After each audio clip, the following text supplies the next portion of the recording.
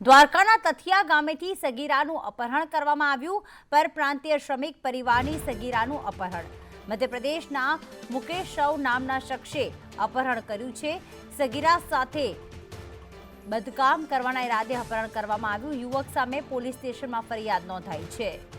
અનિલ લાલ અમારી સાથે જોડાઈ ગયા છે। કઈ રીતે અનિલ આ સગીરાનું અપહરણ કરવામાં આવ્યું, પોલીસ દ્વારા કઈ દિશામાં તપાસ?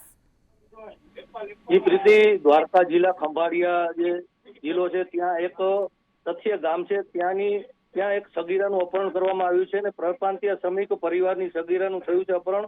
મધ્યપ્રદેશના મુકેશ વાલસિંહ ભામર નામના શખ્સે આ અપહરણ કર્યું હોવાની ફરિયાદ પોલીસ સ્ટેશનમાં નોંધાઈ છે અને સગીરા સાથે બદકામ કરવાના ઈરાદે અપહરણ કર્યું હોવાની પોલીસમાં પણ ફરિયાદ નોંધાઈ છે અને ખંભાળિયા પોલીસ દ્વારા પોસ્કો એક્ટની કલમ 18 સહિત આઈપીસી કલમ 336, 366 મુજબ ગુનો નોંધી આરોપીને પકડવા અને સગીરાને આરોપીના ચુંગલમાંથી મુક્ત કરાવવા હાલમાં જે ચક્રો ગતિમાન જિલ્લા પોલીસ કરી રહી છે। જી આભાર અનિલ તમામ વિગતો માટે।